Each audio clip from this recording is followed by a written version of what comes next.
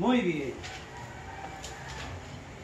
Gloria a Dios. Pues vamos entonces, hermanos, a alimentarnos del Evangelio de Salvación. Vamos a la palabra de Dios en Santiago, capítulo 1. Capítulo 1, del versículo 1 en adelante, vamos a estar estudiando nosotros en esta tarde. Dice así la palabra de Dios. Santiago, siervo de Dios y del Señor Jesucristo, a las 12 tribus que están en la dispersión, salud. Hermanos míos, tened por sumo gozo cuando os halléis en diversas pruebas, sabiendo que la prueba de vuestra fe produce paciencia, mas tenga la paciencia su obra completa, para que seáis perfectos y cabales, sin que os falte cosa alguna. Amén. Dios Padre bueno, aquí estamos una vez más ante tu presencia, Señor. Pero reconocemos que no somos dignos, Señor, que no somos capaces de estar en tu presencia. Por eso te suplicamos, oh Señor, que tu gracia poderosa venga hacia nosotros por medio de tu Espíritu Santo y nos haga apto, nos haga digno, Señor, de adorarte, de bendecirte, de glorificarte. Y que tu palabra en esta tarde pueda producir en nosotros frutos de arrepentimiento para salvación. Y que asimismo nosotros seamos luz en un mundo cargado de tinieblas. En el nombre de Jesús. Amén. Pues bien, hermanos. Vamos a ver ahora. Vamos a estudiar una porción de lo que es el creyente maduro. El creyente maduro. Vamos a ver. ¿Cómo nosotros sabemos del creyente que es maduro? Porque manifiesta aquellas acciones, ¿verdad?, que el creyente deja ver, aún sin haber abierto la boca, si es posible. Cuando una persona es llamarse cristiano fiel al Señor, tanto en la manera de hablar se le conoce, como en su compostura, ¿verdad? De manera que hoy estudiaremos varias características con las cuales todo creyente o toda persona que haya tomado la decisión por Cristo Jesús para honrarle, para identificarse con Cristo, ¿verdad?, debe de tener esta característica. Podríamos decir entonces, hermanos, que hoy veremos varias formas de vida de un creyente que ama al Señor. Varias formas de vida de un creyente que ama al Señor. Es por esta razón, hermanos, que el creyente maduro se identifica en primer lugar en ser paciente en las pruebas. El creyente maduro se identifica en ser paciente ¿en qué? En las pruebas. Segundo, el creyente se identifica en ser practicante de la verdad. El creyente, el cristiano, tiene que identificarse con la verdad. Cuando a un cristiano le hablan cualquier cosa que esté involucrado en la mentira, él no tendrá participación ahí. Y en tercer lugar vemos que el creyente maduro controla la lengua. Vamos a ver lo que el Señor tiene para nosotros. Vamos a ver la primera característica. Debe esa persona ser paciente en las pruebas, el cristiano maduro. De manera que nosotros hoy, ahora, en esta tarde, le pedimos al Señor que por su gracia nos haga ser un cristiano maduro, un siervo fiel maduro, no como los niños, no como aquellas personas fluctuantes, ¿verdad?, que se dejan llevar por cualquier doctrina, cualquier propuesta, ¿verdad? La paciencia del creyente es necesaria para manejar esa prueba. La paciencia del creyente debe de ser probada desde afuera.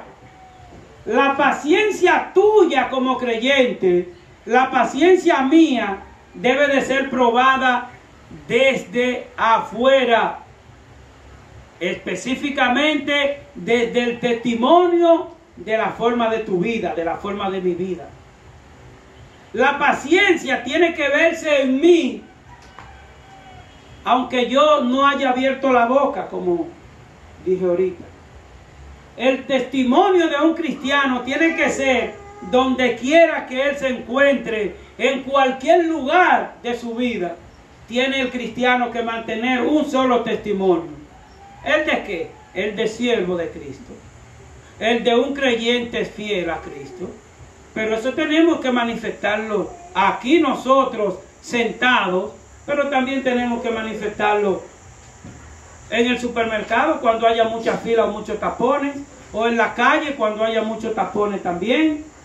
O sea, nosotros tenemos que manifestar esa madurez, esa paciencia, esa prueba basada en nuestro testimonio. De manera que como cristianos no debemos airarnos contra Dios o su palabra. Tampoco debemos airarnos con el prójimo. Hermanos, sabemos que la carne es débil. Sabemos que la carne es débil. Pero ¿cómo se controla la carne? ¿Cómo se controla la ira? Cuando nosotros nos ponemos en las manos del Señor, cuando oramos, cuando clamamos, cuando venimos a Él, ¿verdad?, con toda oración y ruego. Es por esta razón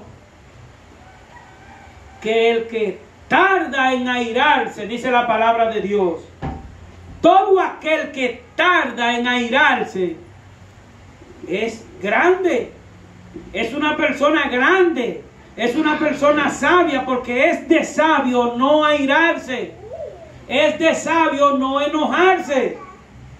Si usted entiende que una conversación con un impío le puede provocar un mal humor, un desencanto, una tristeza, pues usted evita esa conversación si es necesario. Si no puede evitar esa conversación, póngase en la mano del Dios poderoso y dígale: Señor, dirígeme en esta conversación, en este comentario, en esta reunión que voy a tener con X persona. Dame gracia para que pongamos de acuerdo los puntos que tenemos que ordenar, para que no venga la ira. Porque cuando nosotros ponemos nuestro cuerpo, nuestra mente y nuestro corazón bajo la gracia de Dios, de su verdad, nosotros podemos hablar con cualquier persona. Y si la persona pues se aira, nosotros no podemos airarnos como cristianos.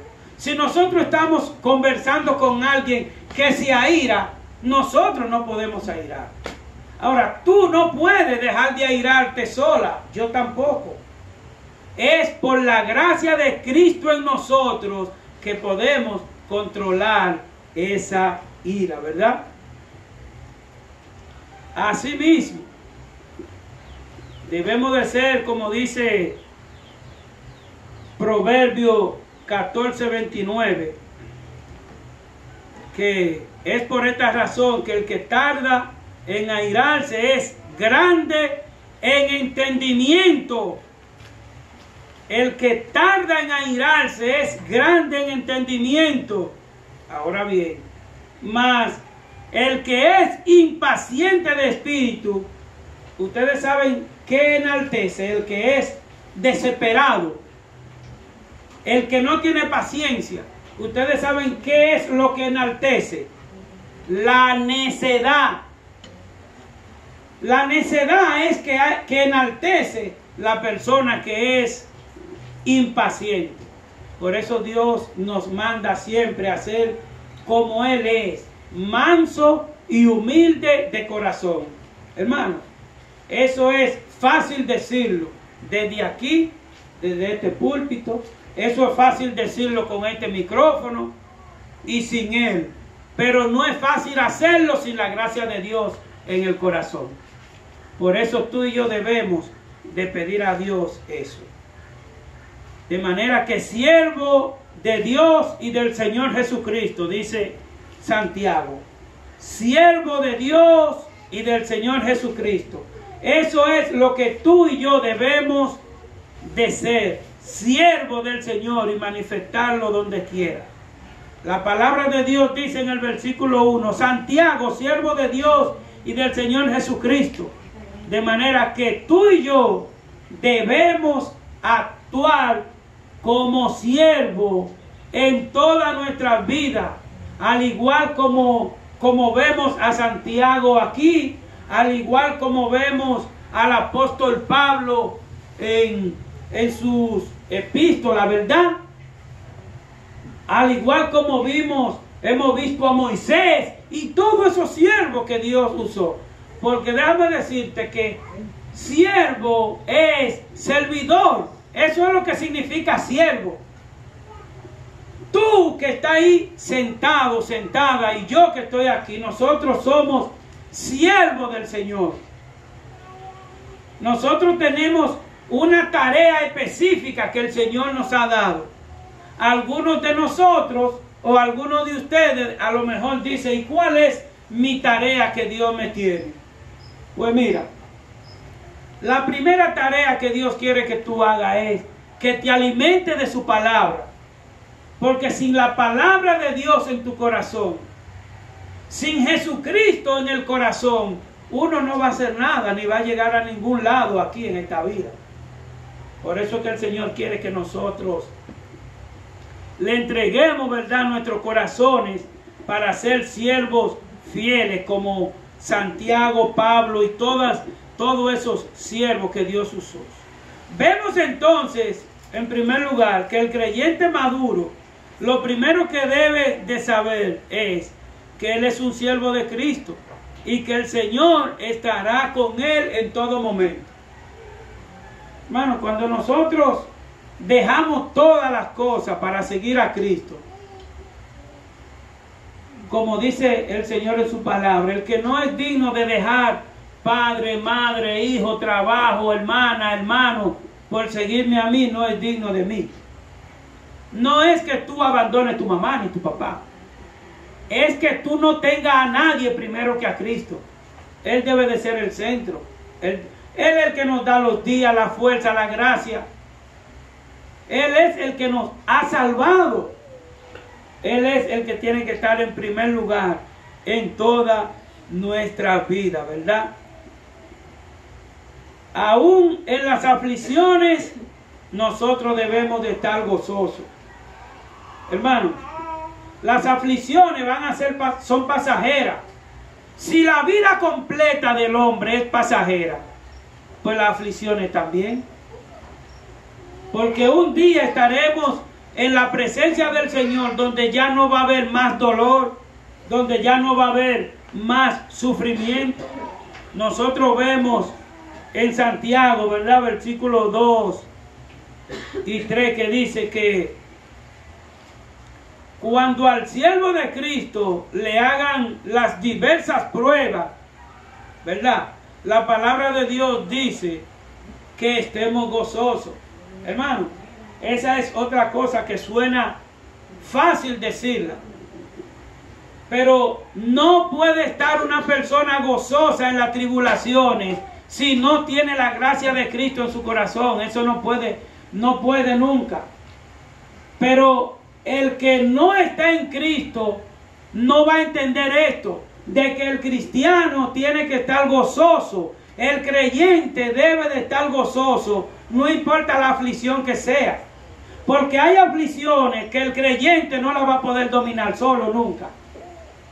Pero con Cristo sí. ¿Por qué? Que cuando el siervo de Cristo le llegan las diversas pruebas, la palabra de Dios dice que estemos gozosos. ¿Por qué entonces estar gozoso? ¿Cómo así estar gozoso? ¿Qué provecho hay de estar gozoso en la prueba? Dice la palabra, porque las pruebas de la fe en el Señor Jesucristo producen muchísima paciencia.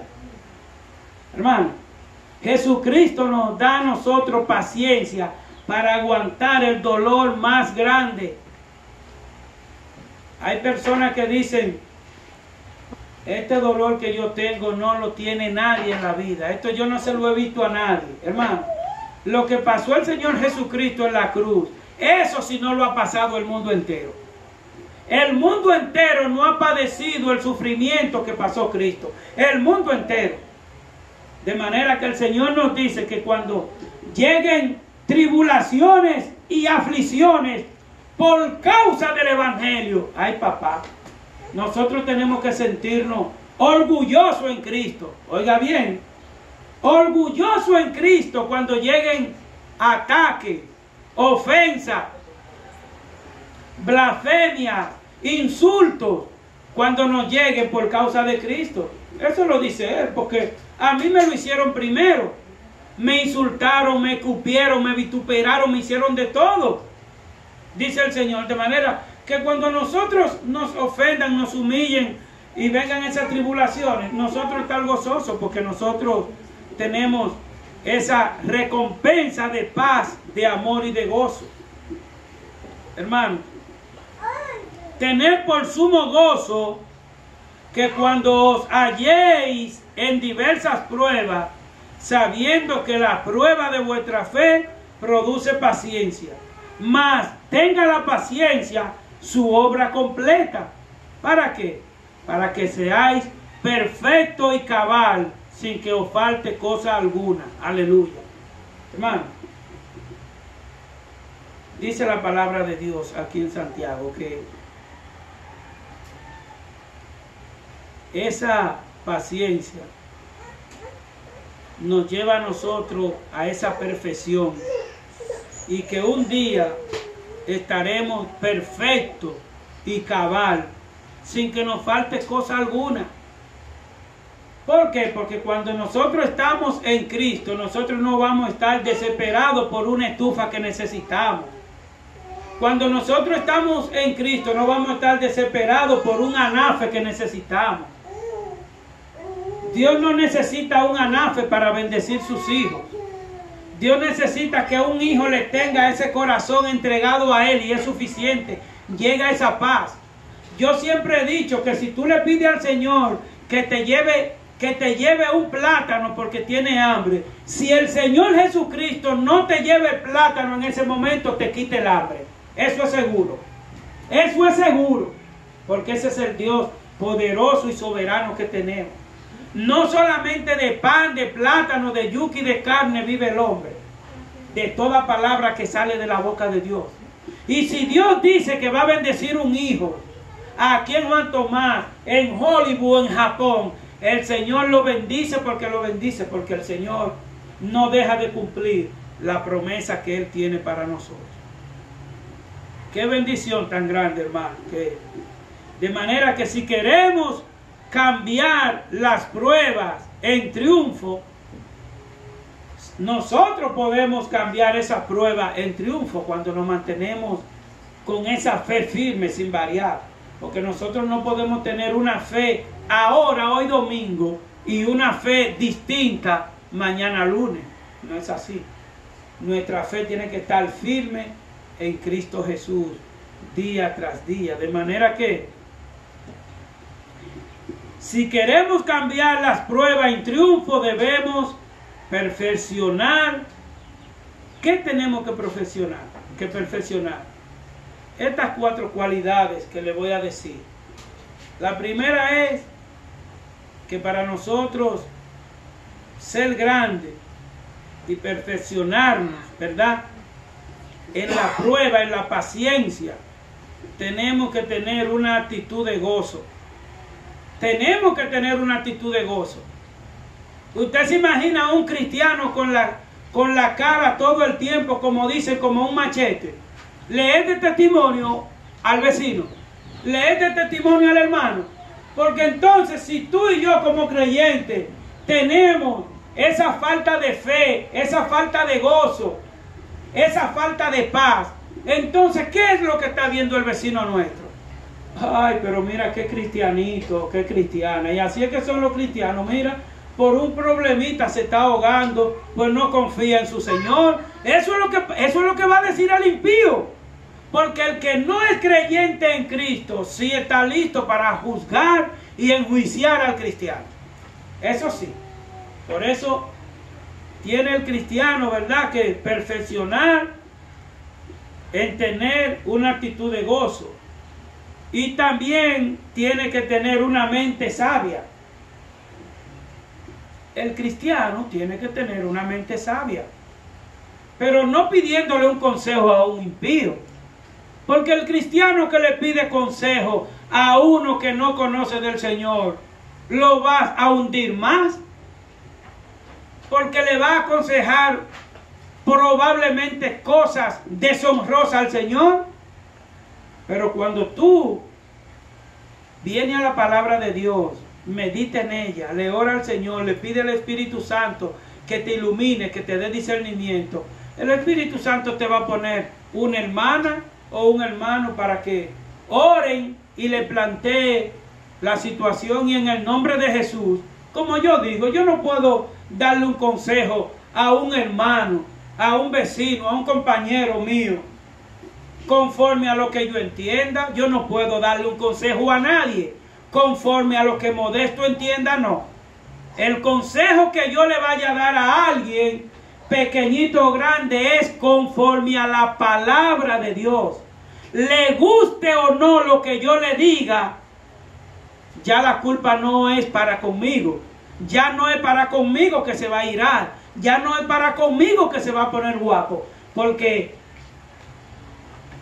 cuando se le habla de la palabra de Dios a una persona, hace una de dos cosas. Cuando se le predica el evangelio de salvación a las personas, hace una de dos cosas. Primero, o se arrepiente o se pone guapo. Así mismo, o se arrepiente o se enoja. Si no se arrepiente, se pone el hombre, no me hablen de eso, que yo no creo en eso, que yo no estoy en eso. Bueno, un día cuando esté ante el tribunal de Cristo, así mismo tendrá que decirle: Señor, yo no creí en ti ni en tu palabra, punto. Y él mismo sabe para dónde vas. Fuego ardiente, como vimos en Lázaro, ¿verdad? El rico y Lázaro. Lázaro estaba en un lado, el rico con su riqueza y apartado de Dios por otro lado. Pero ¿qué le dijo el rico? Ay, Padre Abraham, dile a Lázaro que por favor pase a este lado y moje un dedo de su lengua para que me la ponga en la mía, así mire. O sea, untar un dedo para que me la ponga en la lengua porque me estoy ardiendo. Oigan el lugar donde estaba ese, hermano. Es triste ver la persona sufrir por desobediente y Dios mostrándole toda la puerta abierta para la salvación, y el hombre de espalda a Dios en busca de 2 pesos, el hombre de espalda a Dios en busca de un carro, el hombre de espalda a Dios en busca de una casa, y todas esas mismas cosas lo van a hundir. Porque aquí nada va a quedar entero, dice el Señor. Cuando el Señor venga, va a ser todo destruido. No es que tú no tengas casa ni te interese en un carro, lo puede hacer. Porque el Señor tiene todo para sus hijos. Pero que el carro no sea tu prioridad ni tu salvación. Ni la casa tampoco. Asimismo tiene que tener una actitud, una voluntad sumisa. El creyente tiene que tener una voluntad sumisa. ¿Cómo así sumisa? Que seamos sumisos al Señor. Que seamos con una actitud de mansedumbre. Nosotros a veces, como hombre imperfecto, sale de repente de nosotros ese orgullo, esa arrogancia, ese carácter fuerte, que por eso es que tenemos que decirle al Señor: Señor, por favor, moldéame y hazme manso y humilde, ayúdame a ser sumiso. Que la esposa sea sumisa con el esposo, aunque él sea el que tenga la culpa. A eso que el Señor nos llama. Que si el esposo llegó guapo o cara dura, pues si tú le pones la cara dura a tu esposo cuando llegó, ¿cuántos cara dura van a ver? 2. Pero como creyente, ¿qué tiene que hacer? ¿Qué tengo que hacer yo si encuentro a mi mujer un poquito malhumorada, sin yo saber por qué? Yo tengo que pedirle al Señor que me dé gracia para yo entonces ir a ver qué pasa y buscar en amor, ¿verdad? Pero yo no puedo llegar, ¿y tú qué tienes? ¿Y qué te pasa? No. Vamos a mediar con actitud sumisa. Y un corazón confiado en Dios. Esa es la primera actitud, la primera característica de un cristiano, de un creyente maduro. Un corazón en dirección a Dios. Por eso yo digo que siempre tenemos que mantenernos orando por los matrimonios, por los niños como están ahora en la escuela, porque esos niños que están ahí son los futuros predicadores aquí, en este púlpito, que ya luego será en el templo allá adelante, ¿verdad? Y va a ser una comunidad bendecida, pero no solamente bendecida aquí, una comunidad en la patria celestial cuando Cristo venga. Esa es nuestra esperanza. El creyente maduro en la fe del Señor está claro que las tentaciones vienen del interior del corazón del hombre, hermano. Hay personas que creen que las tentaciones las manda Dios. ¿O acaso Dios necesita tentar a un hijo para ver si está fuerte o para ver si está débil? No, Dios no es un Dios de castigo. Las tentaciones salen del interior de cada hombre. Por lo que anhela, por lo que quiere, por lo que pretende, por lo que se involucra, por lo que se empecina, como nosotros decimos. Y de ahí viene la tentación. Y se empecina, y se empecina, y se empecina. Como es persona, el vecino tiene un carro y yo tengo que ver cómo yo lo hago. De repente se monta el tipo en un carro y tiene que vender la casa. De repente se le dañó el carro y quedó sin carro y sin casa. Se empecinó y se empecinó.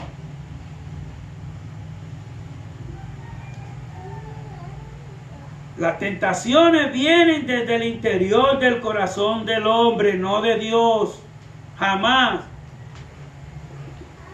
Como algunos creen, las tentaciones vienen de la pecaminosidad interna del hombre. Por eso el Señor nos manda que debemos de llevar nuestros pensamientos cautivos a Él.